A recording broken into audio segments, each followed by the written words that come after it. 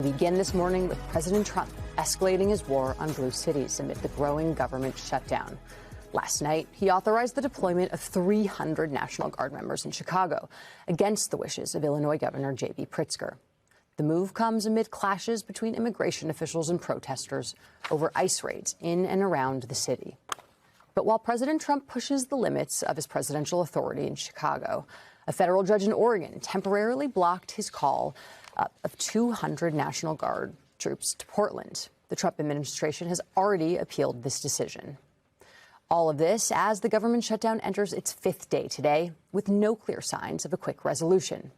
The Wall Street Journal reports that while the president projects confidence that he's winning the standoff, behind the scenes, his team is increasingly concerned that the issue at the center of the debate will create political vulnerabilities for Republicans. It continues, advisors are worried that the GOP will take the blame for allowing health care subsidies to expire, raising costs for millions of Americans ahead of next year's midterm elections, according to administration officials. Trump and congressional Republicans are already bearing the brunt of the blame, according to early polling. A Washington Post poll this week found that 47% believe that Trump and Republicans in Congress are responsible for the shutdown, while 30% believe that Democrats are to blame. 23% weren't sure. Democrats oppose anything that strips access to affordable health care. And House Minority Leader Hakeem Jeffries told our colleague Ali Velshi that Democrats will continue to fight. Republicans thought that we would back down as a result of their deepfake videos, threats, project cancellations, and lies. But Democrats aren't going to bend. Democrats are not going to break, because we're standing up for the health care of working class Americans, middle class Americans, and everyday Americans. Joining us now, Sam Stein, managing editor of The Bulwark and an MSNBC contributor, and Politico Magazine's senior writer and former federal prosecutor, Ankush Khardori. Thank you so much for joining us, guys. So we know 300 National Guard troops have been deployed to Illinois, but meanwhile in Portland, a district judge has blocked the National Guard deployment. I want to pull up the statement and the ruling from the judge yesterday. This country has a long-standing and foundational tradition of resistance to government overreach, especially in the form of military intrusion into civil affairs, the U.S. district judge wrote. This historical tradition boils down to a simple proposition. This is a nation of constitutional law, not martial law. Defendants have made a range of arguments that, if accepted, risk blurring the line between civil and military federal power to the detriment of this nation. It's almost like she's a real conservative. Which was going to be my next point. This was a Trump-appointed judge, Ankush. What do you make of this ruling? And is the Trump administration going to send National Guard to Portland anyways? I don't think they'll do it anyways. We'll see, because they've generally respected these initial preliminary rulings and gone through the appeals process on this issue. What I make of it, I mean, this is not the first time a judge has reached this conclusion at this stage. We saw this in L.A., actually. There was a very, very early challenge filed in front of Judge Breyer. He issued a somewhat similar ruling as this judge did, saying there's no rebellion here, there's no threat of a rebellion, and the government is able to execute its federal laws adequately, which are the sort of the core legal standards that are relevant here. He eventually got reversed by the Ninth Circuit, which said he had not given the administration sufficient deference on their sort of assessment of the situation. So we've kind of seen this play out before. I do think this decision is on sturdier ground. You can see that the judge made an effort to really sort of put on some sort of belts and suspenders that Breyer may not have been able to at that time, point in the procedure. But, you know, it'll go up on appeal. There's a couple weeks that it's in place pending that appeal. And I would expect, or at least hope, that the Trump administration will obey the ruling in the meantime. Ankush, if I remember the reporting right, the administration is going to appeal to the Ninth Circuit. The Ninth Circuit has a reputation of being the liberal circuit court. Should the administration expect a ruling to go against them, or is there a possibility that the Ninth Circuit, again, known as being a liberal circuit, actually side with the president in this? Yeah, there is a possibility. I mean, to some people's surprise, including my own, the Ninth Circuit reversed Judge Breyer on that first early ruling, basically saying he hadn't had a sufficient factual record at that time. Now, you can see this judge made an effort to fix that issue by soliciting a lot of declarations and evidence at this point to the extent that she could. So it is very possible, actually, the Ninth Circuit could end up reversing a decision like this. The theory that the circuit used at that time, the three-judge panel, was effectively that the president is entitled to an extraordinary amount of deference on these sorts of questions about military standing and the execution of federal laws. I question now whether a panel looking at the same issue now, given the months that have passed and the ways in which the administration has behaved in the meantime, would extend that same level of deference to the administration at this point in time, and we'll see. We have the Attorney General of Oregon coming on later on, just in a little bit, so y'all pay attention to that. But I want to move to Chicago for just a little bit, Sam, because we found out about these 300 National Guardsmen from the governor's social post on X, right? Yeah. Saying that the president of the United States had sent him a letter saying that he was nationalizing the National Guard. When you look at kind of the loggerheads that ends up happening when these governors say we don't need this, and more importantly, they say that it's a show. It is a show of force. It's trying to get the American people used to folks in military garb on the street. And it's not actually about crime or immigration. We're 9 months into this. This has happened over and over again. Which message do you think is winning out with the American people? Well, it's tough to tell. I mean, I think from a polling perspective, I guess, Trump still does fairly decently on issues of crime relative to the other issues, right? So you can make the case that this is ground that he wants to be on. At the same time, I think there has been a real revulsion to some of the tactics and the rhetoric that they've used. You can see people recoil at the idea of military in the streets. You can see, frankly, there's been internal communications that have leaked out into the public where they themselves are a little bit uneasy about it. There's this kind of fascinating piece yesterday in the Star Tribune, Minneapolis Star Tribune, where a reporter got access to a bunch of text messages, just took photos, the source took photos of them. And in these text messages, there's a back and forth between senior officials where they're like, you know, we need cover if we're going to send in the 82nd Airborne to Portland. This is, you know, a little iffy. And it gave you a real window into this internal tension. So clearly they see it as divisive, which it is. But ultimately, you get the sense that the administration does want to have this fight. I mean, it doesn't really take much to get that sense because you can watch the Twitter feed of Stephen Miller, for instance, and he's talking about, you know, there's a terrorist attack on this country and we have to go after it. And, you know, then you have Kristi Noem doing live streams of her touring Chicago. It's almost as if this is a public broadcast of their actions for the public to consume. So I think they enjoy this issue, even though it's quite terrifying for a lot of people. You know, this is what's so I was going to say sick, but I think that's maybe a bit extreme. What's disturbing about this, it's one thing to say we're going in there to do something about crime. Right. It's another to do something that's akin to an invasion, which is what we saw in Chicago, which we talked about yesterday. Yeah. Black Hawk helicopters with federal law enforcement rappelling out of helicopters, raiding an apartment building, pulling people out, some of them naked in the streets. Is that about crime, or is that about sending an intimidating and threatening message, not just to the people of Chicago, but to the country? Well, I think it's about sending a message. A lot of this, let's just look at the D.C. portion because we have that as an example. When they brought in all their the forces, a lot of them weren't doing anything with respect to crime, but what they were doing was immigration enforcement. Yeah. And a lot of the immigration enforcement actions this administration takes is essentially to send a message. They want to have more or less a policy of self-deportation. They want people to feel so uncomfortable, so under attack that they actually self-deport. And so this is a sort of policy perspective. On the flip side of this, or not the flip side, in relation to this, the rhetoric they've adopted and the actions they've taken are incredibly divisive. I mean, they're treating the country as if it's in a civil war.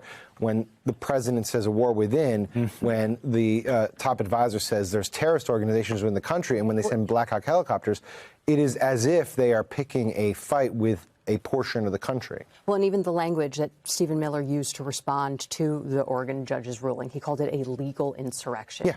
And you are seeing everything being framed in the term, in terms of the most hyperbolic war terms, Exactly. I mean, he's incapable of using anything but over-the-top hyperbolic language. Is it a problem legally for them if when these states sue the federal government, you can just look at Stephen Miller's tweets and he's hyperbolic and he's saying stuff that's not true. Is that helpful in court for these states that are trying to protect? It is not. And in fact, they've run into a little bit of trouble recently just on this question because of Trump's posts have been coming into these legal proceedings, and the government's been sort of trying to, like, at times run away from them, times embrace them and say that these are actually our orders, and the judge is saying, what are you talking about? These are true social posts. So it is not helpful to them on balance, setting aside the politics. I mean, the legalities of it, particularly if they're sort of uncontrolled statements like the ones that Miller makes, and particularly Trump, right, because it's the president. Right. Anything he says is going to get sort of an extraordinary sort of amount of attention by the courts. Sam? Yes? How long is this shutdown going to last? It's called a hard pivot. Yeah, what was the relation here? You tell me. I don't know. What is I guess the shutdowns end when some side realizes it's not in their interest to do this. But does it? Because you Yes. pointed out, I mean, look at the polling. The polling is already in favor of... I was going to say, so for a while I was basically convinced that eventually Democrats would realize it's not in their interest. But the polling is pretty striking, honestly, and a little bit surprising. I wonder if it changes, but it's very clear at this point that the public is blaming the Republicans for this. Maybe they just assume that Republicans don't like government, so they shut it down. Also, if you talk to Democrats, they feel a little bit more bullish about it now. Not because necessarily they think they're winning, although they think it's better than they thought, but because they do believe that they're setting up this situation where when these premiums go up because of the subsidies getting lapsed, they're putting more attention on this issue than has ever been put on the issue. Yeah. And when it does happen, it's very clear now who's to blame. And so they've, whether they stumbled into it or they did this strategically, they've ended up in a place where they feel like they framed the argument effectively around the subsidies. Seeds have been planted. Yeah. It is now day 5 of the government shutdown, with congressional leaders doubling down, blaming the other party for what could be a lengthy stalemate. The Democratic House Minority Leader today saying the White House and Republicans are refusing negotiations to reopen the government, while the House Speaker claimed the shutdown is just a Democratic ploy to help Senate Minority Leader Chuck Schumer's reelection bid. Take a listen. The last time there was a conversation with Republican leadership was in the White House meeting last Monday, and unfortunately, since that point in time, Republicans, including Donald Trump, have gone radio silent. And what we've seen is negotiation through deep fake videos, the House canceling votes, and of course, President Trump spending yesterday on the golf course. That's not responsible behavior. They're not serious. This is not a serious negotiation. They're doing this to get political cover because Chuck Schumer is afraid that he won't win his next reelection bid to the Senate because he's going to be challenged by a Marxist in New York, because that's the new popular thing out there. Joining us now is the ranking member of the House Oversight Committee, Congressman Robert Garcia of California. He is a member of the Oversight and Transportation and Infrastructure Committees. Welcome back to the broadcast. So let's look at the recent polls, which show Americans are blaming President Trump and Republicans for the shutdown, but a significant share of voters aren't sure who's responsible. Democrats' position isn't just about extending ACA tax credits. It's about showing voters they are fighting back against the Trump agenda. Why is the shutdown fight the right tactic? Can Democrats still win the messaging battle if they don't get their health care concessions?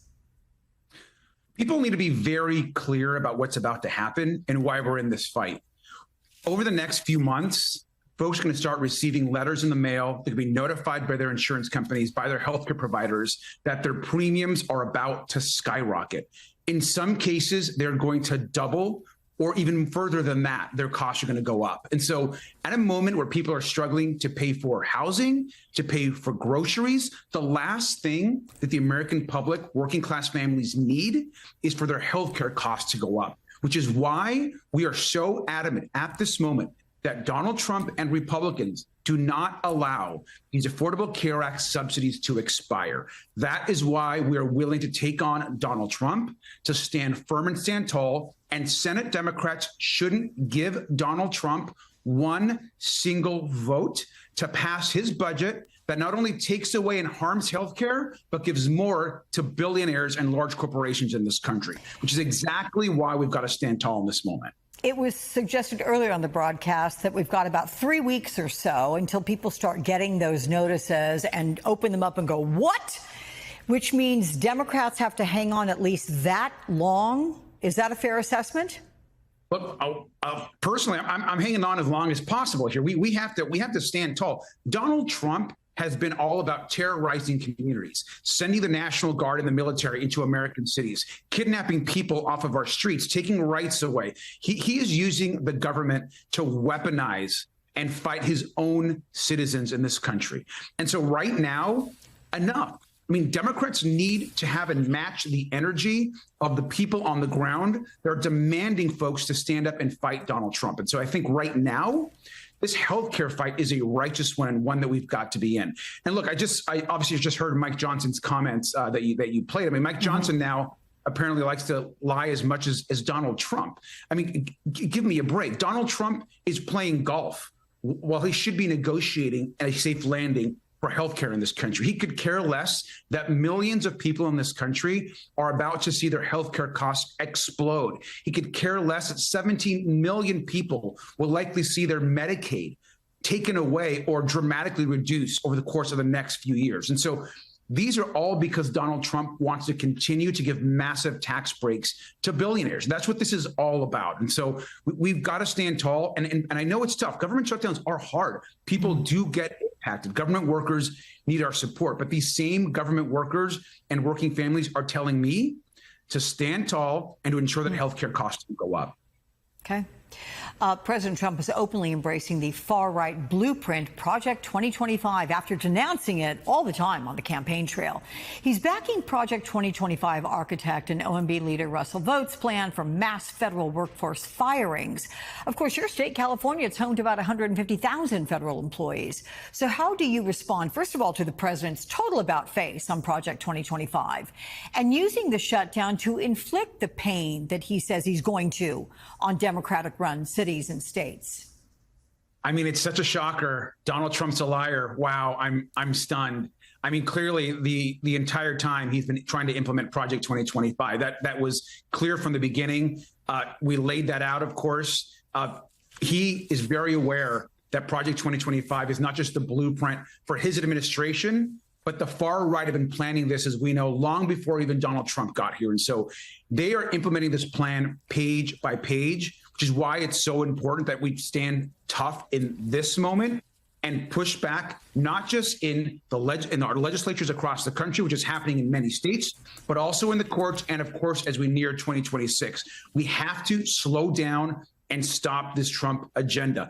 And I'll say one other thing. You mentioned my state. I think our governor, Gavin Newsom, right now is a great example in this country of how to actually fight and push back. He's doing it every single day. And I think he's right on what he said today about the National Guard being deployed, for example, to Oregon, which is ridiculous from our home state. We're taking that to court. We're going to push back on Donald Trump every time.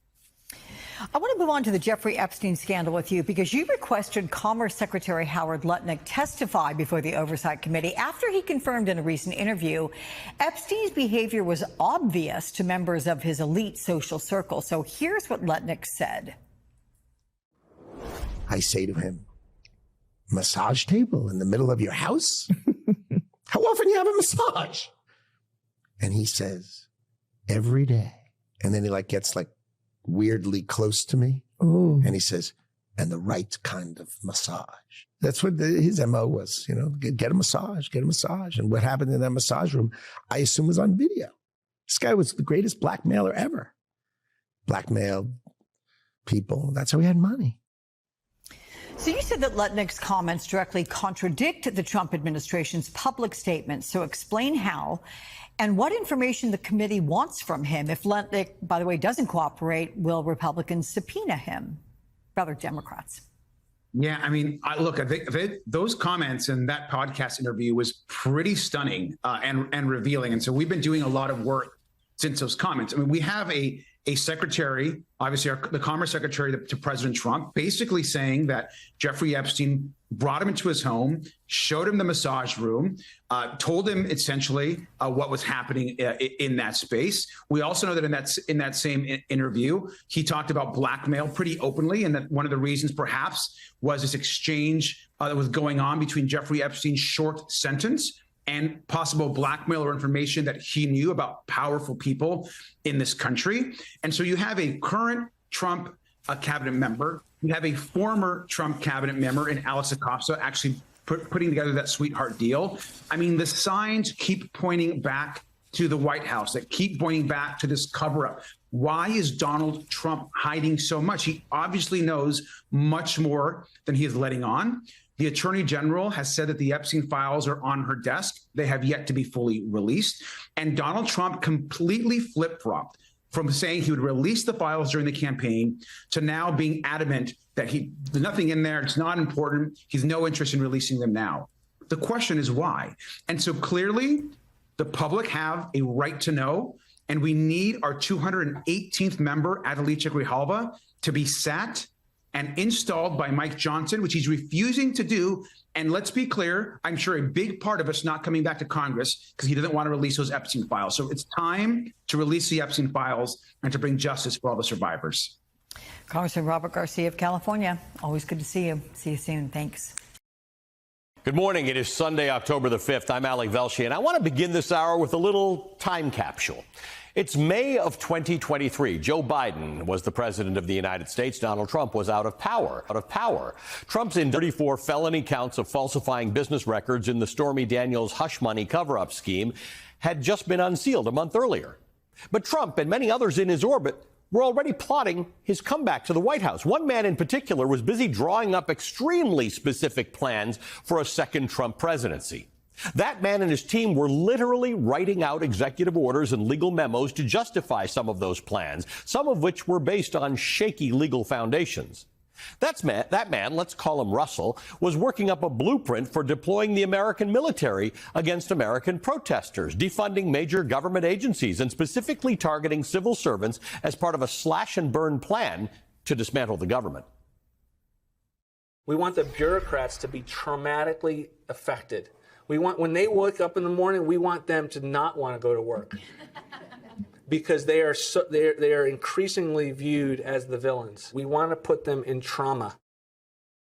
Russell Vought, the architect of Project 2025 and now the director of Donald Trump's Office of Management and Budget. Those remarks you just heard were delivered in May of 2023 at an invite-only annual gathering of his organization called the Center for Renewing America. He was laying out a goal for a second Trump term: to defund and destroy the federal workforce. At the time and throughout his campaign, Donald Trump pretended he didn't know Project 2025 and he had nothing to do with it. Now he openly brags that Vought, he of Project 2025 fame, as Trump called him this week, is deciding who gets fired. The mask is off. And that brings us to the current government shutdown, now on day 5. As of this hour, Washington is technically in a government shutdown, but for practical purposes, the shutdown has been underway for months. America has experienced 21 shutdowns in the past half century. The longest was 34 days. That was during Trump's first administration.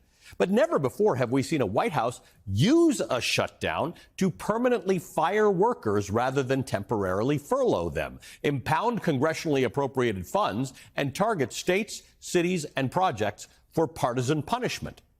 This is no routine budget standoff. This shutdown is categorically different. It's a different thing in its motive, its method, and its mission. For months, Trump and Vought have been shutting down parts of the government that serve ordinary Americans while keeping open the parts that serve the rich, the connected, and the powerful. The term shutdown itself can be misleading, according to antitrust analyst Matt Stoller. Saying these are government shutdowns teaches Americans that the government isn't necessary, since stuff seems to mostly work. But that's only because the key parts of government aren't shutting down. There's another problem as well. The parts of the government going on furlough tend to do stuff for people without power, whereas the parts that remain operational either facilitate critical functions that keep society operating or are important to the wealthy. Here's what that means in practice, as Stoller documents. Federal workers at the Department of Agriculture responsible for policing those industries, furloughed. Civil servants who manage flood insurance, furloughed. The Federal Reserve, still fully operational. The desk that approves mergers for Wall Street, open for business. Meanwhile, DOJ's antitrust cops have been told to pause prosecuting monopolies like Google while new mergers keep moving on. As Matt Stoller puts it, this shutdown maintains concierge service for Wall Street. Quote, that seems problematic since whether a merger goes through today or in 2 weeks is not an imminent and significant threat to the safety of human life or the protection of property, unless the concern is a deal banker's bonus. And the tool Russell Vought wields at the Office of Management and Budget is what the New Yorker's Evan Osnos describes as a sort of fiscal partitioning, using the nation's purse to balkanize the country's resources along partisan lines.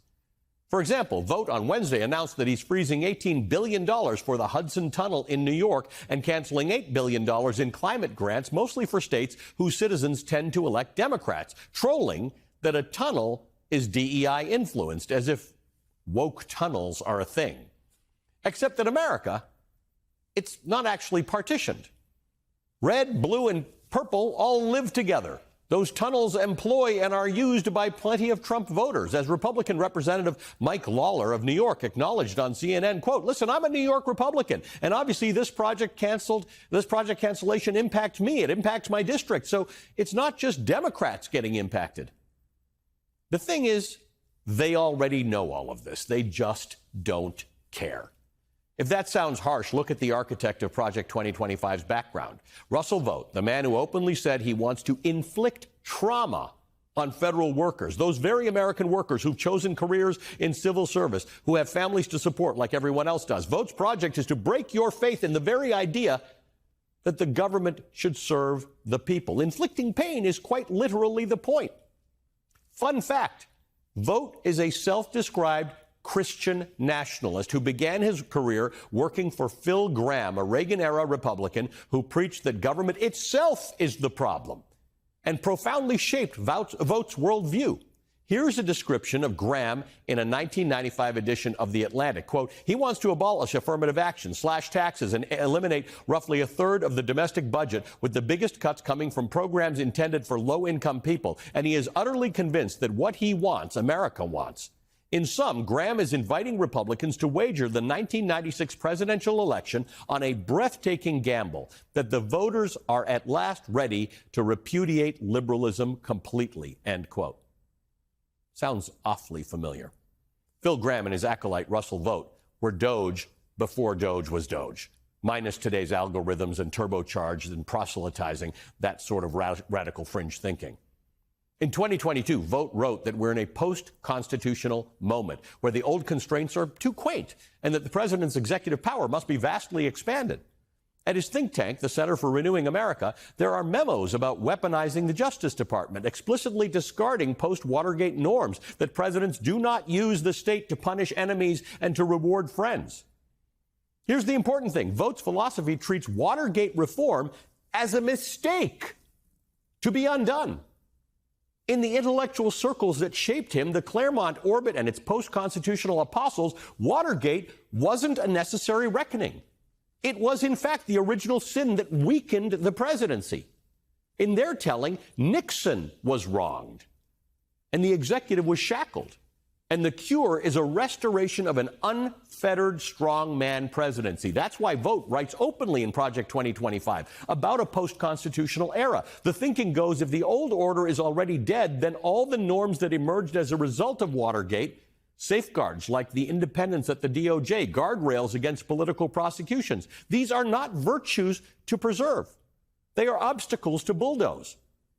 The other crucial thing to know is that between Trump's first and second terms, Vought's think tank drafted a blueprint for shadow offices inside the executive branch, a shadow office of legal counsel, a shadow office of management and budget, vehicles for declaring contentious moves legal first and then daring the process to try to catch up, which could drag on for months or years. In practice, it's rule by fait accompli.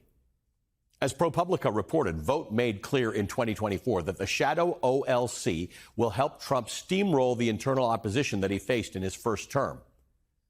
Talk about an actual deep state. He's building one. Understand all this background, and the rest snaps into sharp focus. This second-term project is not just about cutting programs. It's about smashing the very guardrails that could stop them from doing so. On a private call with House Republicans this week, Vogt went out of his way to emphasize that the coming layoffs would be consequential, practically salivating at the chance to inflict maximum harm on the ordinary Americans who rely on these jobs.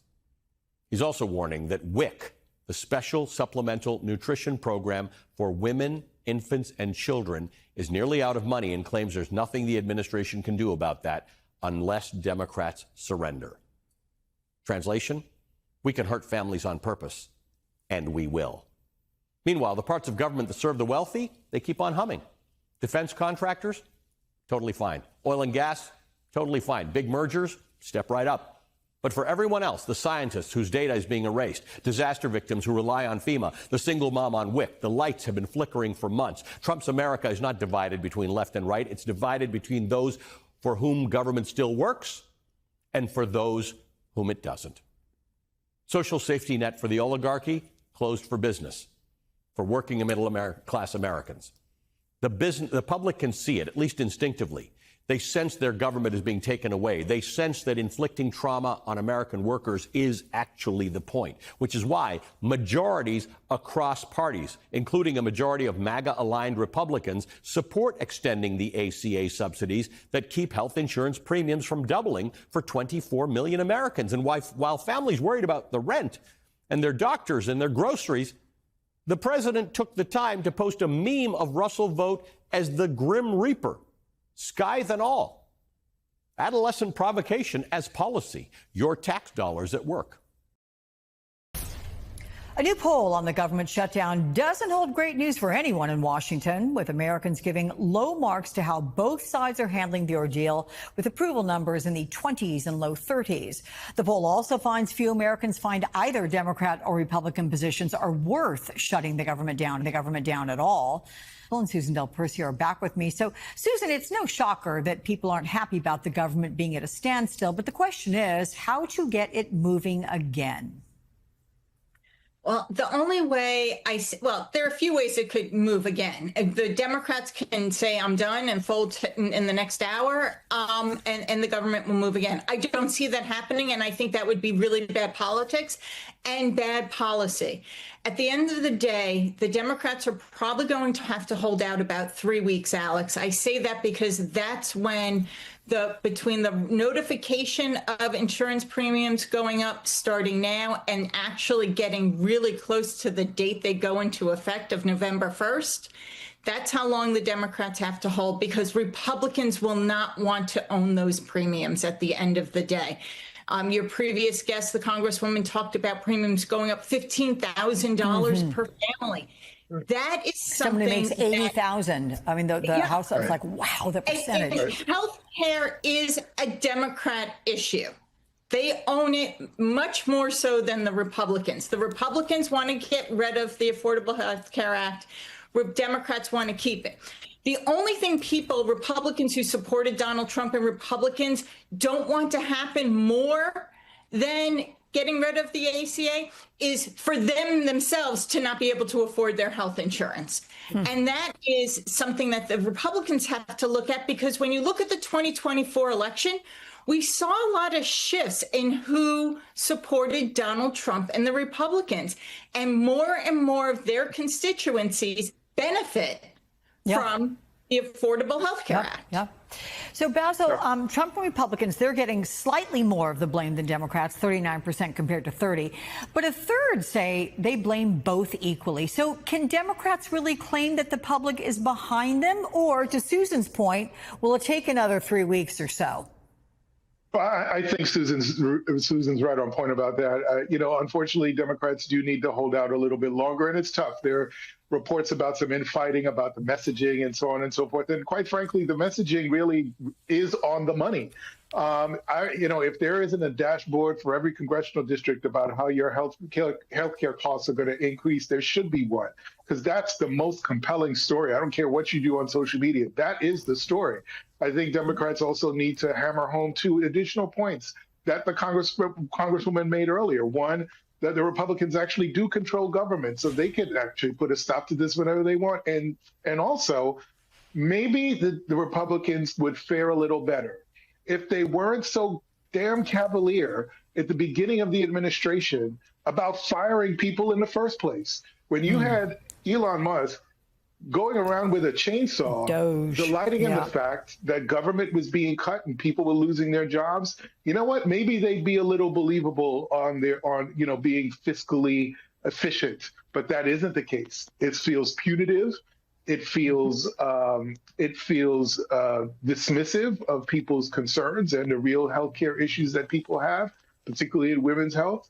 And it sticks their nose in or sticks their thumb in the eye of the rural voters that supported them with the hospitals and clinics that end up closing as a result of this. So let me ask you both this, because it all comes amid the splintering within the Republican sphere. NBC reports popular male podcasters and their fans are starting to turn against Trump. Meanwhile, you have Laura Loomer, of course, a close ally of the president, who's been going after MAGA mainstays that she accuses of secretly working against Trump. She's named Tucker Carlson, Marjorie Taylor Greene. Of course, Greene has broken with the GOP on various issues lately, but Trump gathered a broad coalition in 2024. Is it looking like a house of cards? Quick answers first to you, Susan. Yes, it is looking as a house of cards because there is such a broad coalition. Trump brought a lot of different folks to the table, and that's who got him elected.